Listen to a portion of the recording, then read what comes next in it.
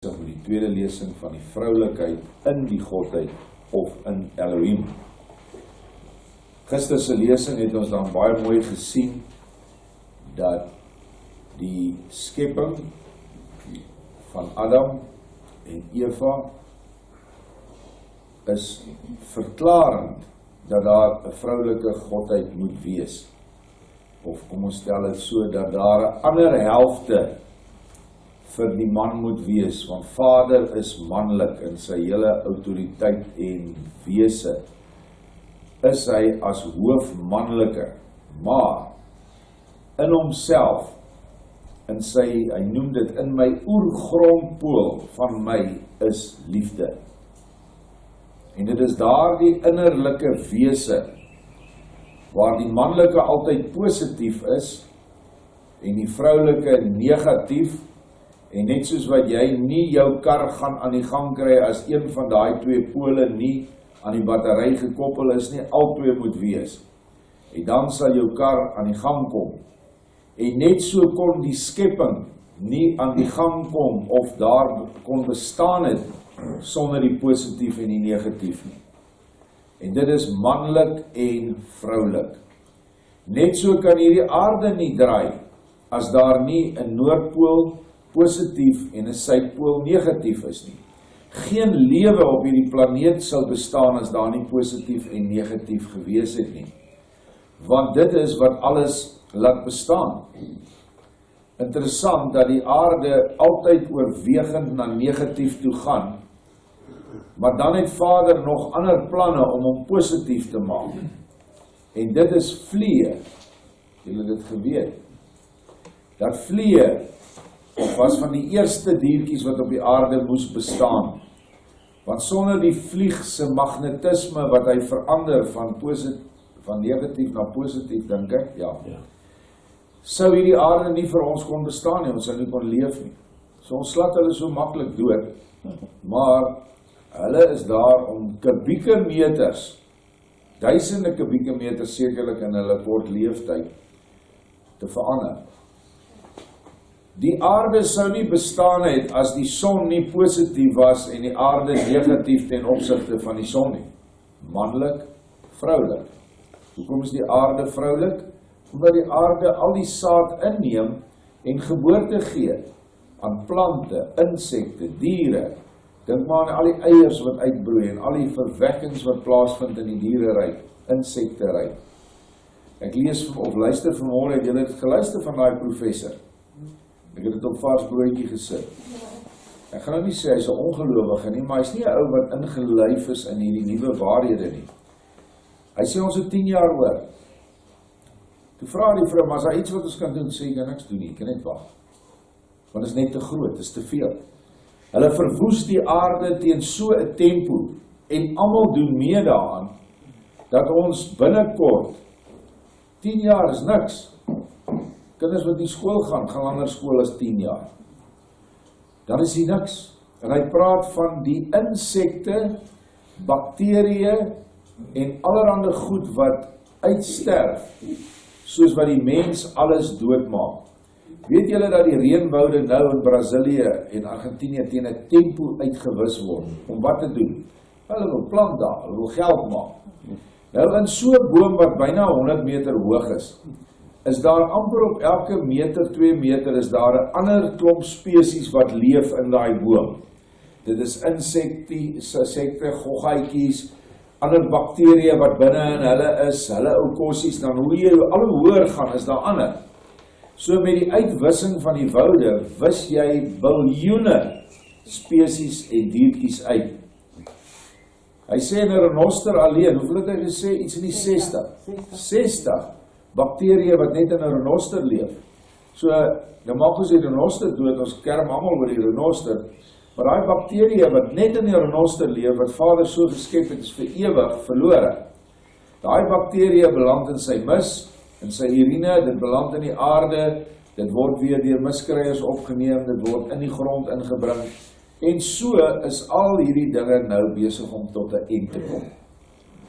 En interessant dat Joshua ook gesê, daar is nog net 10 jaar oor die maksimum van 10 jaar. Dit sê in die nuwe Openbaring. Wat kan ons doen? Ons kan maar net kyk dat ons siele reg is om nie ook verwoes te word nie. Want hy het daarom die belofte voor die groot verwoesting kom, aan die einde van hierdie skepingsperiode, die 6de skepingsperiode, en hierdie professor praat van 5 voriges wat plaasgevind het. En Joshua verduidelik het so aan Lorber. Hy sê daar was 5 groot uitwissingsperiodes, wat natuurlik die gesag van daai man net baie meer versterk.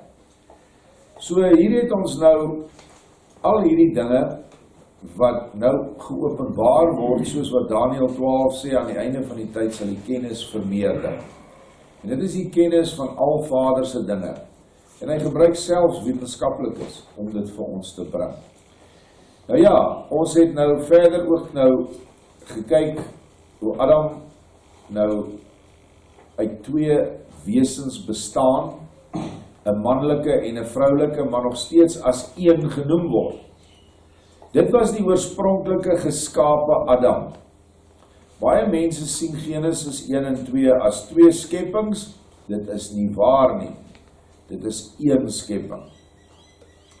Nou gaan ons aan, waar ons gister opgehou het. Eintlik het ek so 'n bietjie verse oorgespring, maar dit gaan oor Adam. So is Genesis 2 vers 20, so het die Adam dan name gegee aan al die vee en aan die voëls van die hemel en al die wilde diere van die veld. Maar vir Adam het hy geen hulp gevind wat by hom pas nie. Jo, dis maar nie 'n goeie God wat so iets geskep het nie, né? Hy skep vir die hele skep en al die diere, die plantjies en die goeders, skep hy maatjies, maar hier is die kroon van sy skepping en hy het nie 'n maat vir hom. Hier het 'n swak vertaling deurgekom deur die eeue heen, want eintlik wat Vader vir ons in die nuwe openbaring in die boeke van huishouding verduidelik, huishouding van Elohim, Adam as man en vrou geskape wese was nie meer gelukkig nie, want die vroulike entiteit wat in hom was, wou nie by hom aanpas nie. Sy wou nie onder Adam se gesag staan nie. Nou daar is 'n redelike klomp redes daarvoor waaroor ons nie nou sal ingaan nie, maar dit het te doen met die geskapenheid van die manlike en die geskapenheid van die vroulike. Maar opsommend is dit dat die vroulike, en ongelukkig julle vrouens nog almal, meer van die gevalle sieleryk saamgestel is as die man. En dit is hoekom die vrou nie sonder die man uit haar gevalle toestand kan kom nie. En omgekeerd, die man kan nie sonder die vrou, kan hy nie 'n volmaakte ewebeeld van God op aarde wees nie. So hierdie Eva of manin of Chava was nie gelukkig binne in Adam nie. En Vader in sy almag het voorsiening gemaak vir alles wat kan gebeur. Hy het, ons gebruik maar die woord backup planne gehad. Ek weet nie wat dit is in Afrikaans nie, weet julle. Alternatiewe planne gehad. Maar backup is mos mooi, backup die rekenaar. Nou, sê okay, hierdie een wil nou nie, kom ek wis nou nie vir Adam en Eva in een wese uit nie, want dit is wat hy kon doen. Sê okay, julle wil nie die dinge hê wat ek vir julle gegee het nie.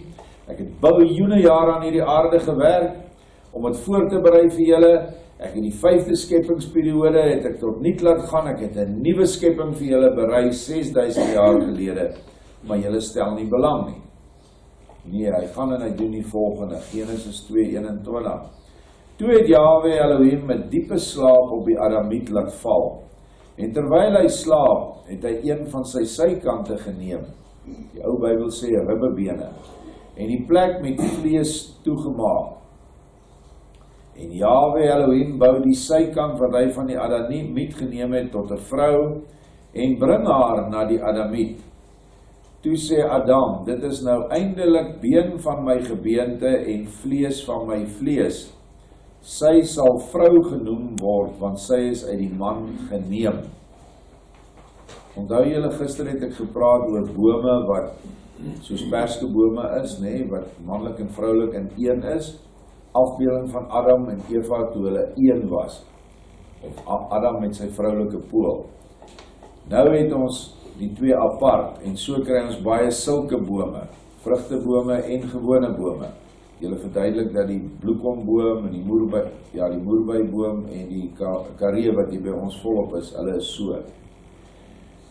Hierdie sykant is sekerlik maar 'n sinnebeeld van, hy het Adam se DNA geneem en uiteindelik 'n vrou gekloon in die vlees uit Adam.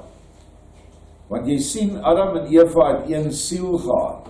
Hulle het 'n siel gedeel. En Vader het die manlike en die vroulike van hierdie siel het hy geskei. En nou het die vrou buite hom gestaan, nog steeds dieselfde een wat innerlik by hom was. Maar nou moes sy haar eie pad deur die skepping loop. En hy sy eie pad. Waarvoor die skeiding hulle albei saam die pad moes loop. So, dit was 'n baie groot genade van Vader met hierdie moeilike Eva. Want dit is nie baie lank na dit nie, toe sy weer besig met ander dinge. Sy is ons moeder vir ewig, maar die versoekings was geweldig, want Satan wou nie dat hierdie skepping slaag nie. Hy moes dit vernietig, want hy het geweet, as hierdie ding deurgaan, is hy vir ewig weg. En so het hy met alle lus en krag vanuit die bose krag, het hy vir Adam en Eva probeer aangeval, aanhoudend. Nou dit wil ek net vir julle daar gesit het, om vir jou te wys, dat die Godheid is, of die mens is 'n afbeelding van die Godheid, en die Godheid is dan daardeur gekwalifiseer as manlik en vroulik. Die Godheid verder openbaar is dat manlik en vroulik een is, maar wanneer hulle in hierdie aardse gevalle sweer inkom, kan hulle skei. Die manlik en die vroulik kan skei. Voorbeelde daarvan wat ons nog sal behandel is die gees van wysheid wat op die versoendeksel gerus het. Was los van die Vader in die hemele. Nog voorbeelde is die trooster wat vir ons uitgestort is, waar Yeshua sê, ek gaan weg, maar gee vir julle die trooster, die moeder. Maar kom ons lees nou in Spreuke, want ek gaan probeer om eers die Bybel te gebruik, soos wat die mense dit ken, en dan gaan ons na die boeke gaan wat uit die Bybel gevat is, en ek weet hoekom hulle daar uitgehaal is. Hulle is uitgehaal oor die openbaring van die moeder. Die boek van Sirach, wysheid van Yeshua ben Sirach, die wysheid van Salomo, die odes van Salomo, die boek 1 Esra, alles is uitgehaal, oor dat daar onverklaarbare bewyse is van die vroulikheid van die Godheid. En dit het nie ingepas met die manlike chauvinistiese hoerkerk van Babylon, Rooms-Katholieke kerk nie, en nog minder in die hoerkerke van die protestantisme nie. Hulle was nou eers daarteen. Die Rooms-Katholieke kerk is deur Satan gelei om 'n moederkind figuur daar te stel en moeder Maria as 'n entiteit wat aanbid moet word, wat totaal en al vals is. Dit is nooit die opdrag dat dit so moes gebeur nie. Nou die moederkind is maar niks anders as Semiramis en Tammuz nie, maar hulle het in die kerk verkondig, dit is nou Jesus en sy ma. Nou ja, toe die protestantisme breek, toe weet hulle daarom dis vals en dit mag nie aanbid word nie, en toe gooi hulle nou maar die baba saam in die badwater uit. Toe gooi hulle die vroulikheid, die bestaan van die goddelike vroulikheid uit, en die rede was, omdat die Rooms-Katholieke dit nou in hulle sisteem aanbid het. Onthou, Satan is 'n copycat. Satan kan niks oorspronklik doen nie. So alles wat hy doen is 'n verdraaiing, en 'n mooi woord is 'n verhoering van waarheid. Sodat Nimrod, Semiramis en die hele ou onheilige drie-eenheid wat daar in Babylon tot stand gekom het, ook toe hulle die toring gebou het, Dit was nie 'n nuwe ding wat hulle gestig het nie. Dit was 'n aantasting waar Nimrod in die plek van die Vader gegaan het en van die mense vereis het dat hy aanbid word, en Semiramis as sy gees of afbeelding dan van die vroulike van die Godheid. So, die ding is deurgetrek. Moet nou nie kyk omdat dit nou verkeerd is, en dit is verkeerd soos dit in die Roomskerk is nie, dat daar nie 'n ware bestaan, want dat jy het nie geen bewyse daarvoor nie. Ons moet terug na die skrif toe, en ons moet gaan kyk wat staan daar.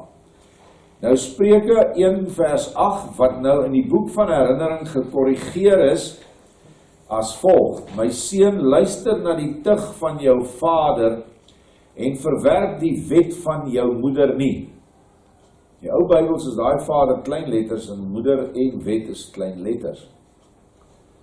As jy die hele konteks, en ek het nie tyd om alles hier te sit nie, maar gaan lees, die voorafgaande 1 tot 7 verse van Spreuke, en jy sal sien dat hy van hemelse dinge praat.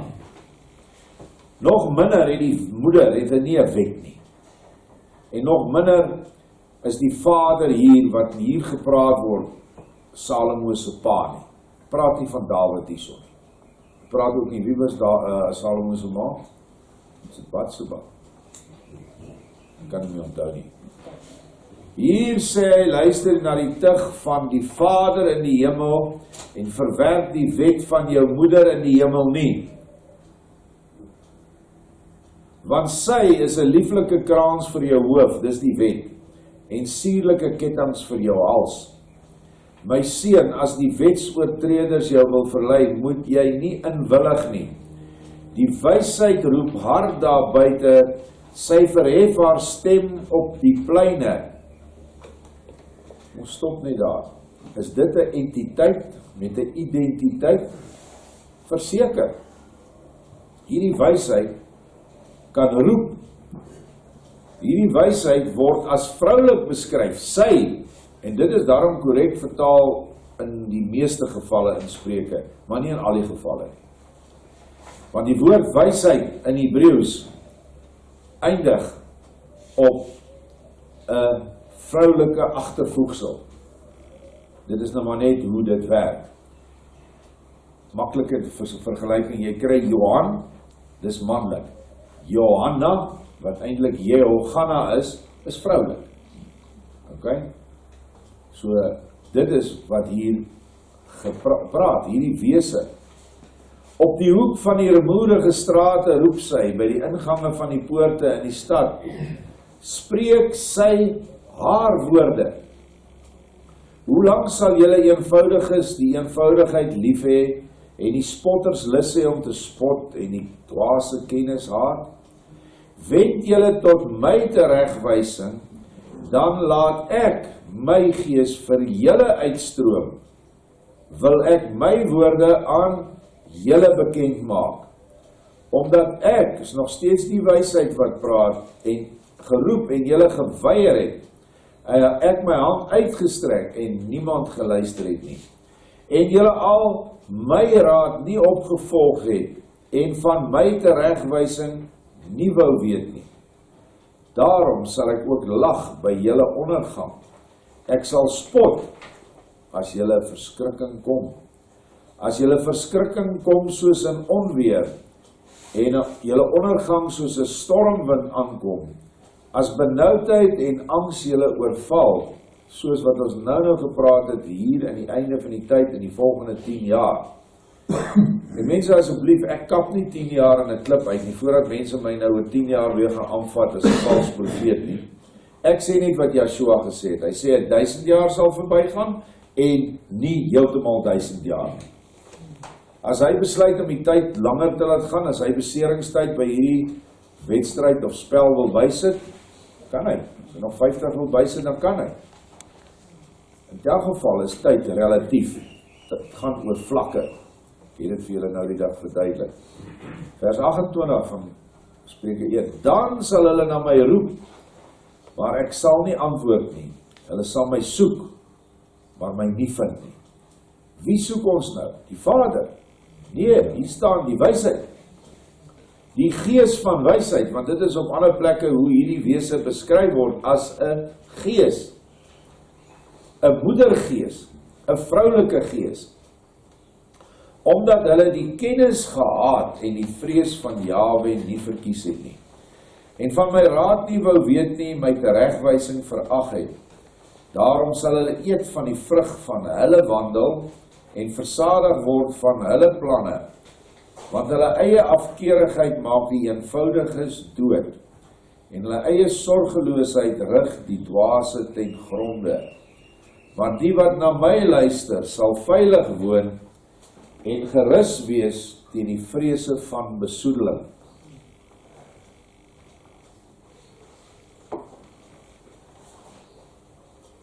Nou gaan ons terug na Adam en Eva toe. Adam en Eva, manlik en vroulik, geskape na die beeld van Elohim. As ek iets wil skep, uit my eie uit myself uit, kan ek basies, kyk en baie dinge doen met die materie, maar ek en my vrou wil iets skep uit onsself, dan kan ek vir my vrou sê, ek dink dit is tyd dat ons nou 'n kind moet kry. Het gebeur gewoonlik nadat jy in die huwelik getree. En dan sê my vrou, dis reg so, en sy gee vir my die kind. Ek kan nie 'n kind kry. En so werk dit dan mos nou ook, of moet dit werk in die Godheid. Die verskil is net, die Godheid kan nie net 'n mens skep nie, die Godheid skep enige ding. Van sonne wat 'n deursnee het van 1 triljoen maal 1 triljoen ligjare. Nie een van ons kan dink hoe groot is dit nie. Met engele bo-op wat se koppe so groot soos ons aarde is, gaan lees die nuwe Openbaring. Van so groot skepping tot 'n bakterie. En alles tussenin kan die Godheid skep. En seker nog oneindig wat ons nie eers weet van. Hoe gaan dit werk? Adam en Eva se verhaal is vir ons die voorbeeld, want ons is dan na sy beeld geskape. Die Vader in sy almag besluit, laat dit so wees, dit is wat ek wil hê. En onmiddellik kom die innerlike vroulike wat deel is van Vader, en laat dit gebeur, laat dit tot skepping kom en laat dit bestaan, soos wat my vrou my kind vir my moes gee. Ek kon net die saad daarvoor gee. En die saad is die woord en die gedagtes van die Vader. En dit word onmiddellik opgeneem deur die moeder. En die moeder dra dit oor aan die kinders, want die kinders kan nie by die Vader kom nie. Want die Vader is te apart, te groot, te oneindig. As ons net naby hom sou kom, brand ons uit. Nie eers engele kan in die Vader in sy oertoestand sien, glad nie. Maar omdat Vader al hierdie dinge voorsien het, het hy vir ons die Gees gestuur. En in Genesis 1 vers 2 lees jy, en die Gees het gesweef oor die waters. En ons gaan nog sien wie's daai Gees. Maar hier praat 'n Gees van wysheid nou met haar kinders. En sy kla hulle aan, want julle is rumoerig, julle loop rond, julle is sorgeloos, julle is boos, afkeurig van die Vader se orde. Hierdie laaste verse hier, net voor hierdie verdikking, vers 6:25, die wêreld wou nie die raad en teregwysing van Vader opneem nie.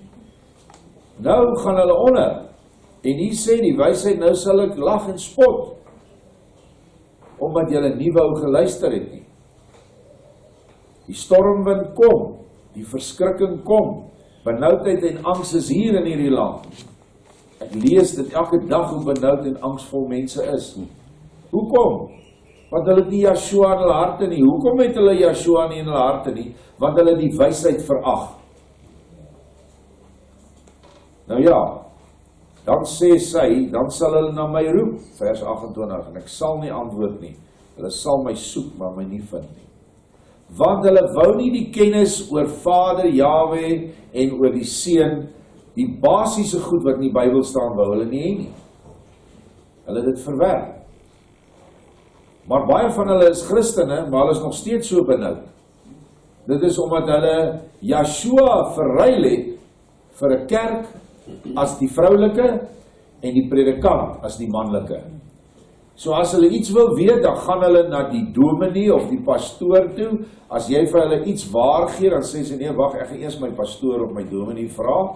En dan kom die hoergees van die kerk waar die dominee en die pastoor is, kom by die mond, amper sê ek, bek van die prediker uit. En so spoeg hierdie gesant van Satan dan nou vir hulle alles teen die waarheid in. Want ons sal verder lees in Spreuke, watter ander gees is daar? Dit is die gees van besoedeling, die gees van dwaling, Satana, die vroulike deel van Satan. En Satan is ook manlik en vroulik, want hy is ook geskape gewees na die beeld van Elohim, lang gelede, voordat hy gedraai het teen Vader, en hom verhef het, en gesê, ek is die God wat alles tot stand gebring het, vir sy onderdane en ander engele in sy ryk. Hierdie dinge moet 'n mens verstaan, en as jy dit verstaan, dan sal jy die gees van Vader soek. Die wysheid is wel vervang in ons bedeling met waarheid, wat Yeshua vir ons gebring het. Maar jy vind hierdie gees binnekant, op jou rumoerige pleine van jou siel, op jou besige strate, in jou poort, en die poort is jou hart, wat hy hier sê, in jou stad, is jou stad in jou hart Babylon, of is jou stad Jerusalem? Is dit Babylon of Jerusalem? Is dit die leer van die hoergees van Babylon, of is dit Yeshua se liefdesleer van die nuwe Jerusalem? Dit is wat jy self vanoggend moet besluit. Ongelukkig kan Vader nie met jou tevrede wees as albei daar is, glad nie. Satan sal nog tevrede wees, want hy weet, jy gaan val na die negatiewe toe. Kom ons gaan aan, 3 vers 13 van Spreuke. Verbly is die Adamiet, of die mens wat wysheid gevind het, en die Adamiet wat verstand verkry, want haar, die wysheid se wins is beter as die van silwer, en haar produkte suiwerder as goud. Sy is kosteliker as robyne, en al jou kleinnode kan nie met haar vergelyk word nie. In haar regterhand is lengte van dae, in haar linkerhand rykdom en eer. Nou kan jy sommer dadelik sien dat die wysheid ook die outeur van die wet is. Eer jou vader en jou moeder, sodat jou dae verleng mag word in die land wat God aan jou gee. Kan jy dit nog onthou? Ja. Dan moet daai vader en moeder nie hoofletters kry nie. Tuurlik. Nie dat dit nou ongeldig is vir vader en moeder met klein letters nie. Daar's te veel bewyse as 'n kind sy pa en ma nie eer nie en nie respekteer nie, leef hy nie baie lank nie. So, dit is op beide vlakke waar, maar meer in die hemelse vader as die manlike en die hemelse moeder gees as die vroulike, wat in ons is. Want vader kan nie in ons wees nie, want dan sal ons ontplof. Is niks van ons oorbly. Maar die gees is sag, ons sal later ook haar eienskappe sien, en kan in ons woon. Haar wee is suurlike wee, lieflike wee, en al haar paaie is vrede. Wat sê Yeshua, wanneer hy hierdie gees vir ons bring? Salig is die vredemakers. My vrede gee ek julle, nie die vrede van die wêreld nie. Daar is 'n groot verskil tussen Yeshua se vrede en die vrede van die wêreld. Vers 18. Sy, die wysheid is die lewensboom vir die wat haar aangryp, en elkeen wat haar vashou sal reguit gaan. Jo, kom ons stop daar. Waar het ons van nog 'n boom gelees? In Genesis 1 en 2. En daar was 2 bome geplant in die tuin van Eden. die boom van die kennis van goed en kwaad, of in die boek van herinnering, suiwer en besoedel, en die boom van die ewige lewe. Hier kom en hy sê, die wysheid is die lewensboom. Kan ons dit bietjie anders te sê? Die wysheid is die boom van die lewe. Sê ons iets anders te hier? Nee, dit is net 'n taalkundige, lewensboom en boom van die lewe is dieselfde. So die boom van die lewe, die ewige lewe, want die wysheid is ewig, is 'n gees. As die boom van die lewe dan 'n gees is in die tuin van Eden, wat moet die boom van die kennis van goed en kwaad wees? Ook 'n gees.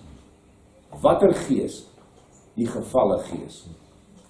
Ons noem haar Satana, die vroulike van Satan. En waar het die verleiding gekom? Vanaf hierdie gees, hierdie boom van die kennis van suiwer en besoedel.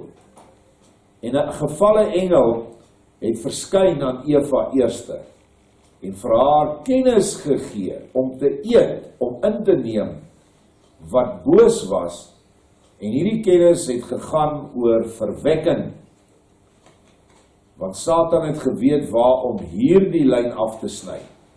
Kom ons kom by daai baarmoeder uit van Eva, kom ons besoedel daai baarmoeder, dan kan daar nie replikas van Adam en Eva mee op die aarde wees nie, want dan gaan hulle van my boom in hulle hê, en my boom is die kennis van suiwer en besoedel, en hulle gaan suiwer en besoedelde vrugte lewe.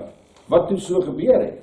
Kain was een van die besoedelde vrugte, en hy maak toe 'n suiwer vrug Abel dood.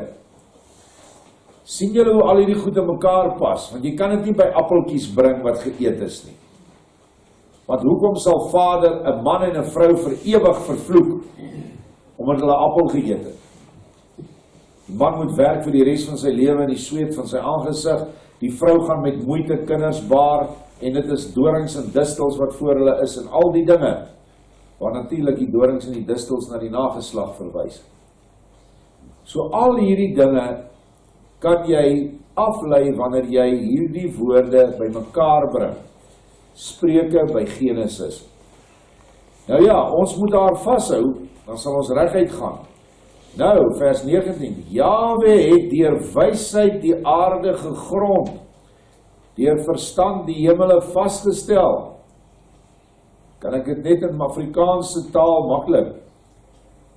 Ek, Dirk, het deur Erna my kind gekry. Sien jy? Vader het die oergedagte bedink, gaan ek moet 'n aarde nou reg kry vir Adam en Eva, sodat hulle op hierdie aarde geplaas kan word, en dat hulle dan kan verlossing bewerk vir al die gevallenes in Lucifer se ryk, wat op daai stadium in 'n geweldige oorlogstoestand was van boosheid. En sê die wysheid, nee, dis reg, ek gaan nou begin. En dis so 10, 20, 30 biljoen jaar gelede toe begin sy, om die aarde te grond, en die hemele vas te stel, die atmosfeer, en die stratosfeer en alles. Kan julle nou indink hoe groot is hierdie skepping van ons? En wie gewerk het in die skepping? Manlik en vroulik van die Skepper self. Hy met die gedagtes, die gees deur die uitvoering daarvan. Deur sy kennis het die afgrond oopgebreek en het die wolke dou gedruk. Wat het gebeur? Binne in die aarde het hulle 'n afgrond daar gestel. Die woord afgrond word met 'n hoofletter geskryf, want dit is 'n plek. Wat is in daai plek? Of kom ons sê, wie is in daai plek? Al die gevalle engele wat saam met Lucifer gerebelleer het, is daar binne. Hulle is almal in gevangenskap. En hulle word daar bewaar, en dit is 'n plek binne in die kors van die aarde, waar die kors omtrent 800 myl dik is. Daar word hulle bewaar. Die wolke het dou gedruk, is geestelik natuurlik altyd waarheid, wysheid, goedheid, kennis, verstand van die goddelike. En vir Adam en Eva het hierdie dou gekom vroeg in die môre van hulle skepping. En nou aan die einde van 6000 jaar kom die dou weer kragtig vir ons. toe Joshua kom het die dou ook gekom, in die vorm van die trooster. En 50 dae na hy opgevaar het, toe stuur hy hierdie dou vir hulle wat daai tyd geleef het. En hulle het in daai kragtige dou, het hulle kon al die dinge doen wat hulle gemeentes toe gevestig het, wonderwerke en kragtige woord wat hulle gespreek het ensovoorts. Maar nou, vir ons, aan die einde van die tyd is die dou ook hier. Die goed wat ons vanmôre na kyk en lees, dis die dou. Dis die opening van al die nuwe goed, wat nie kon plaasvind, sonder die dou van Jacob, Lorber, Bertha, Dat en al die boere, profete en profetesse nie. Kom uit die hemele uit. My seun, vers 21, laat hulle nie uit jou oë wyk nie, bewaar wysheid en oorleg. Dan sal sy die lewe wees vir jou siel, en 'n versiersel vir jou hals. Waar is die gees nou? Die troost of wysheid in die ou tyd, die trooster nou by ons, in jou siel, binne-in. Hoe het hy daar ingekom? Toe Vader vir Adam en Eva die asem van die lewe eenmalig inblaas, het daar die gees, want dit is wat die asem is, daar die gees, het voortgeplant in die manlike saadsel van Adam en sy nageslag. En net soos wat ek baie gesê, die mieliekiem die potensiaal het om te ontwikkel tot 'n volle mielieplant met baie sulke mieliepitte, wat weer eens in hulle dieselfde mieliekiem of mieliegees dra, om voort te plant, so is ons as mans vandag nog toegerus in ons manlike sperms met die goddelike gees van Adam se tyd af, mits jy in 'n suiwer genelyn gebore is. Dan andersins sal dit nie so sterk wees of glad nie. En dit is die lewe vir ons siel. En die oomblik wanneer 'n babatjie verwek word, begin daai babatjie groei binne in die baarmoeder, die embrio. En die gees van Vader, hierdie lewende entiteit wat van Adam afkom, is soos 'n klein kapasitor. Vir die wat nie weet nie, 'n kapasitor is 'n dingetjie wat krag bewaar. Druk jy jou vinger op hom, maar skok hy vir jou kwaai. En dit is die gees wat in daai kapasitor behoue bly, hier om en by die bors van die kindjie. En eers wanneer die hartjie gevorm is, en die bloedvate gevorm is, en bloed begin vloei, hier omtrent 'n maand voor geboorte, dan open daai kapasitor, dan stuur hy daai geesteskrag binne in die bloed, binne in die siel in. En dan is hierdie woorde, dan sal sy die lewe wees vir jou siel. En nou het die babatjie 'n lewende siel geword. Nie dat hy nie 'n lewende siel in die sin was vanaf verwekking nie, maar 'n lewende siel nou toegerus met die asem van die lewe, met die goddelike gees, wat ons Adamiete onderskei van ander, want ons het 'n godsbesef, ons het 'n gewete en ons het 'n vrye wil. Amen.